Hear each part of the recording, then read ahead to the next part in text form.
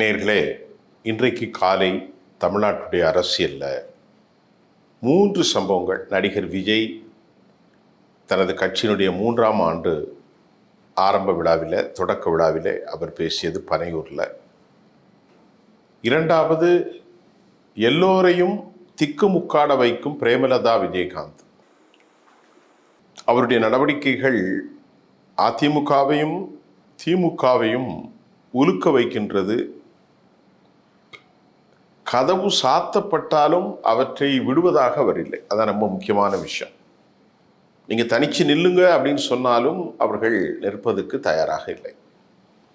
ஆனாலும் 2 பேரிடம் பேசுகிறோம் என்றே அந்த அம்மா சொல்கிறதின் செய்தி. 3வது, யாரும் எதிர்பார்க்காத முடிவுகளை காங்கிரஸ் எடுக்குமா என்ற கேள்வியும் நமக்கு எழுகிறது. முதல்ல விஜயுடைய பேச்சில் பார்த்தா, தலையும் இல்லை, காலும் இல்லை, உப்பும் இல்லை, சப்பும் இல்லை என்பதை போன்று அவருடைய பேச்சை நம்ம என்ன புரிஞ்சுக்கிறது அப்படிங்கிறதே எனக்கு புரியவில்லை. அவர் பேசின பேச்சில் சில விஷயங்களை உங்களுக்கு நான் சொல்கிறேன். சில நூற்றுக்கணக்கான தொண்டர்கள் மட்டும் மூடிய அறையில் அமர்ந்து அவர் பேசியது முதல்ல தவறு. தந்தை பெரியார், பேரறிஞர் அண்ணா, பெருந்தலைவர் காமராசர், சக்கரவர்த்தி ராஜகோபால் ஆச்சாரியார், செல்வி ஜெயலலிதா, திருக்கருணாநிதி, இப்படி பெரும் பெரும் தாழ்மைகள் அனைவரும் முகமுகமாக மக்களை சந்தித்தார்கள். அதற்கான ஏற்பாடுகளும் செய்யப்பட்டது. பெரும் அரங்கத்தில், பெரும் மைதானங்களில் அவர்கள் மக்களை சந்தித்து பேசினார்கள். மரண ஓலங்கள் ஒன்றுமில்லை. ஒரு இடத்தில் 41 பேர் இறந்த பிறகு மக்களை சந்திக்க மறுத்திருக்கிறார். வெளியே வா, வெளியே வா என்று என்னை அழைக்கிறார்கள் என்று கூட அவர் இன்று காலை பதில் சொன்னார். அவருடைய பேச்சில் நமக்கு என்ன புரியல அப்படின்னு சொன்னால்,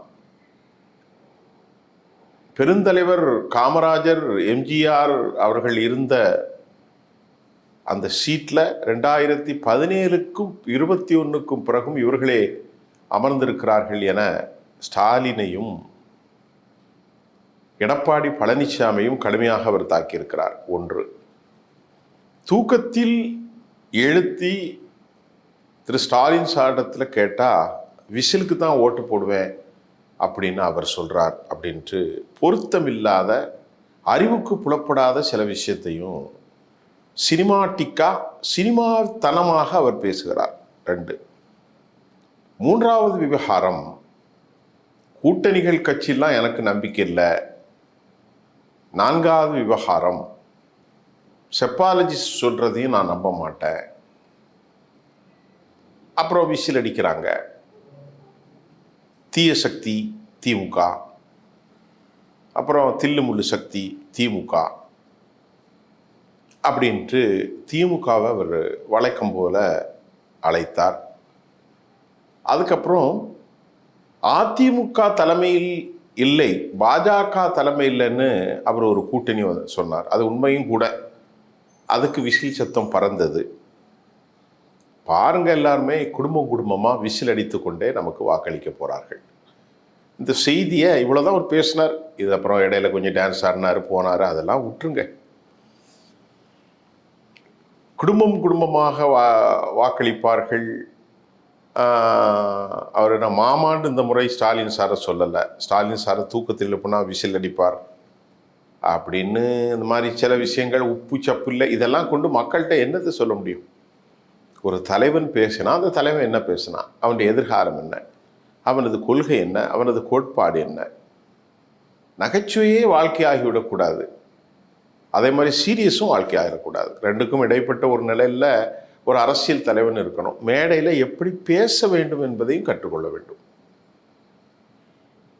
எக்ஸ்ட்ரீமாக பேசக்கூடாது. ஆனால் மக்களுக்கு புரிகிற பாணியில், மக்களை சந்தோஷப்படுத்தக்கூடிய பாணியில் அப்படி அவர் இருக்க வேண்டும்.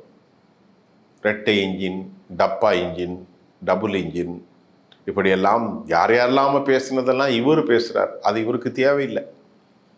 நான் யார், எனது கொள்கை என்ன, நான் ஆட்சிக்கு வந்தால் என்ன செய்ய போகிறேன், இது விஜயுடைய இன்று காலை பேச்சு. இது எந்த ஒரு தாக்கத்தையும் பொது சமூகத்தில் ஏற்படுத்தாது. இவ்வளவுதான் சொன்னார். நான் சொன்னது இவ்வளவுதான். நாம தான் ஜெயிக்க போகிறோம், நாம தான் கவலைப்படாதீங்க, கான்ஃபிடென்ஸாக இருங்க, எல்லாம் குடும்பமாக ஓட்டு போடுவாங்க, விசில் ப்ளோவர் யார் விசில் ஊத போகிறா, பெரும் தலைவர்கள் பேரை சொல்லி இந்த இடத்துலலாம் இவங்க வந்துட்டாங்க, எந்த அழுத்தம் இல்லை, கூட்டணி பற்றியெல்லாம் கவலைப்படாதீங்க, அது எத்தனை முறை கோட்டு இருந்தாலும் சரி, அப்புறமா கருத்து கணிப்புகளை பற்றி ஒன்றும் பிரச்சனை இல்லை, எல்லாரும் விசிலுக்கு தான் போடுவாங்க, குடும்பமாக போடுங்கன்னா அவர் சாதாரணமாகவும் பேசலை, அது ஏதோ சினிமாவா இந்த படத்தில் அவர் நடிக்கிற மாதிரியே பேசினார். இது பொது சமூகத்தில் எந்த தாக்கத்தையும் ஏற்படுத்தாது. திமுகவை தில்லுமுள்ளு கட்சின்னு வர விமர்சித்தார். பாஜகவை பற்றி ஒன்றும் பெருசாக பேசலை, அதிமுகவை பற்றியும் அவர் பேசலை. அது பாஜக தலைமையிலான கூட்டணி அப்படின்னு அவர் பேசினார். இந்த பேச்சை நான் ஒரு செய்தியாக தான் உங்களுக்கு தரேன். ரெண்டாவது, தேமுதிகவை பற்றி பேசணும்னா 10 சீட்டு வரைக்கும் நிற்கிறதாக நமக்கு தகவல் கிடைச்சிருக்கு. அந்த 10 சீட்டில் ஒரு ராஜ்யசபா அப்படின்னு கேட்குறாங்க. திமுக 5-1-6 இல்லது 6-1-7 அப்படின்னு ஒரு தகவலை நாமளே பேசணும். அதுக்கப்புறம் அதிமுகவும் இந்த அம்மாவுடைய கடந்த கால நிகழ்வுகளில் எதிர்பார்க்கலை. அவங்க 3 கோரிக்கை வைப்பதாக தகவல் வந்திருக்கு. ஒன்று, நேற்று முன்தினம் கூட யாரிடத்திலும் கேட்காமல் விஜய பிரபாகரன் விருதுநகர் அல்லது சிவகாசியில் போட்டியிடுவான் என நாயுடு சமூகத்தை கணக்கில் வைத்துக்கொண்டு ஒரு அறிவிப்பு செய்கிறார். கடந்த முறை 5000 ஓட்டில் அவர் தோல்வி கண்டதுனால ராதிகா சரத்குமாரை எதிர்த்து, மணிக் தாக்கூரை எதிர்த்து கடைசியில் போட்டிட்டதுனால அந்த ஒரு தொகுதியும் அவருடைய அடையாளமாக வைத்திருக்கிறார். இரண்டாவது, சுதீஷுக்கு ஒரு எம்பி தொகுதி ராஜ்யசபா, பையனுக்கு ஒரு சட்டமன்றத்தில் உள்ள நுழைஞ்சிடணும். மூன்றாவது 10 சீட்டு, அப்புறம் அவங்களுக்கு செலவுக்கான பணம். இப்போ இதில் பிரச்சனை என்னன்னா, செலவுக்கு பணம் கொடுப்பதில் பாஜகவுக்கு ஒன்றுமே இல்லை, ஒரு காஃபி குடிக்கிற அளவில் கொடுத்துட்டு போயிடுவாங்க. அப்போ அங்கே என்ன தடங்கள்?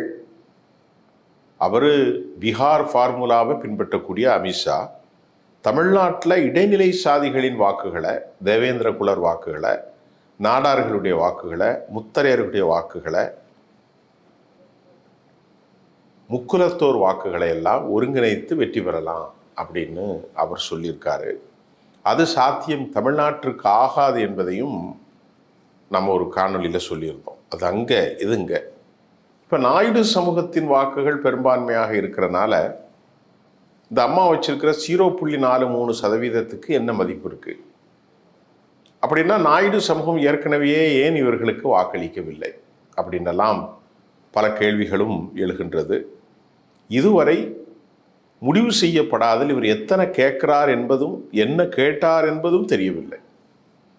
ஆனால் திமுகவுக்கு இவரை இழுக்க வேண்டும் என்றால் அவர் ஏன் திமுகவை தொங்கிக் கொண்டிருக்கிறார், அதிமுகவில் அவ்வளவு ஆர்வம் காட்டவில்லை என செய்திகளில் ஓரளவிற்கு வாய்ப்பாக திமுகவில் சேர்ந்தால் வெற்றி பெறலாம், நமது வாக்குகளும் திமுகவின் வாக்குகளும் காங்கிரஸ் கட்சியின் வாக்குகளும் மைனாரிட்டி வாக்குகள் இப்படியெல்லாம் சேர்ந்து நான் ஒரு வெற்றி பெற்றால் தனது பையன் உள்ளே சென்று விடுவான் விஜய பிரபாகரன். இதை வைத்து தம்பி சுதீஷுக்கும் ஒரு எம்பி சீட்டு, மூன்றாவது தாங்கள் குறிப்பிட்ட வாக்குகள் வாங்கினால் மட்டுமே அங்கீகாரம் கிடைக்கும், அதிலையும் அந்த அம்மா கவனம் செலுத்துவதனால விஜயகாந்த் அவர்கள் மரணத்திற்கு முன்பே அந்த கட்சியை வலுவிலக்க செய்த பெருமை பிரேமலதாவுக்கு உண்டு. 2016ஆம் ஆண்டு மக்கள் நல கூட்டணியிலே அது 6 விழுக்காடாக ஆக்கி, அதற்கு பிறகு 1.4 ஆகி, அதுக்கப்புறம் 0.43 ஆக்கியதில் அவங்களுக்கு ரொம்ப பெருமை உண்டு. அதனால் அது ஒரு போகாத ஊருக்கு வழிகாட்டுகிறார்களா, கடைசியில் எல்லா பஸ்ஸுகளின் கதவுகளும் சாத்தப்பட்டு விடுமா என்ற கேள்வி நமக்கு தெரியல. இது ரெண்டாவது செய்தி. மூன்றாவது செய்தி, 41 சீட்டு 2 ராஜ்யசபா சீட்டு கேட்டுக்கிட்டு இருக்க காங்கிரஸ் முடிவுக்கு வராமல், ராகுல் காந்தியினுடைய இன்ட்ரெஸ்டில் கனிமொழி போய் பேசியும் இன்னும் எந்த முடிவுக்கு வராமல் காங்கிரஸ் வைத்து கொண்டு திணறுகிறதா திமுகனா உண்மைதான். ஏன்னா இன்னைக்கு எதிர்முகாமில் ரொம்ப வீக்கான ஒரு குரூப்ஸ்ன்னு சொல்ல முடியாது. எடப்பாடியோ பாஜகவோ அமமுக ராமதாஸ் கட்சி எல்லாமே ரொம்ப வீக்கான ஒரு கட்சின்னு நாம் சொல்ல முடியாது. அதுக்கு பலன் கொடுக்குற அளவுக்கு ஒரு வலுவான கூட்டணி அமைக்க வேண்டும் என்று திமுக விரும்புவது, காங்கிரஸ் கட்சி செயலிழந்து போய்விட்டால் அல்லது காங்கிரஸ் கட்சி டிஸ்பிளேஸ்டு ஆயிட்டுன்னா அவர்களுக்கு மைனாரிட்டி வாக்குகளும் கூட பாதிக்கலாம் என்ற அச்சத்தில் 1000, 2000, 3000 ஓட்டுகள்லாம் முக்கியம். அதனால் தென் தமிழ்நாட்டில் இழக்க நேரிடுமோ என்ற அச்சத்தில் காங்கிரஸை பார்க்கின்ற போது கிரீஷ் ஜொடேகர் பேசிய பேச்சு தான் திமுகவை தூக்குவாரி இருக்கிறது. அடுத்த கூட்டணி தாவேகா என்று அவர் வெளிப்படையாக பேசிய ஒரு பேச்சும் மிக முக்கிய ஒரு காணொலியிலே வந்திருக்கிறது. அப்படி என்றால் டெல்லியிலே இந்த முறை திட்டம் போட்டு காங்கிரஸை இவர்கள் எத்தனை காலத்திற்குத்தான் பகடை காய்களாக பயன்படுத்துவார்கள், நாம் அதிகாரத்தை பெற்றுக்கொள்ள வேண்டும் தமிழ்நாட்டில் என்று சொன்னால் இது வழி. திமுக பலமிழந்திருப்பதாகவும் கடும் போட்டியை சந்திக்கிற நேரத்தில் இதை விடக்கூடாது என அவர்கள் முயற்சித்திருப்பதையும் நாம் பார்க்க முடிகின்றது. இது ராகுலுடைய ஆசீர்வாதத்தில் தான் நடக்கின்றது.